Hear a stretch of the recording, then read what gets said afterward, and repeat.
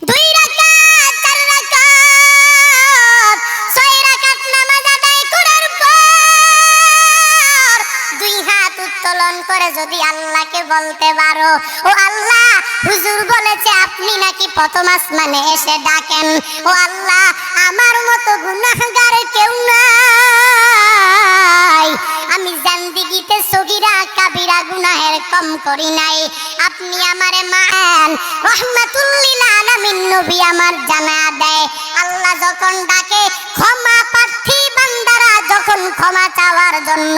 আমি আল্লাহর কাছে যখন মাফ চাই, আমি আল্লাহ তো প্রথম আসমানে এসে বান্দাকে ক্ষমা না করে পারি না, বান্দার জিন্দেগির সগীরা কাবিরা গুনাহ আমি আল্লাহ তাআলা সঙ্গে সঙ্গেই মাফ করে দেই। সুবহানাল্লাহ। या इलाही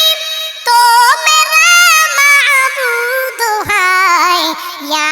इलाही तो मेरा माशूक है, या इलाही तो मेरा गफ्फार है, या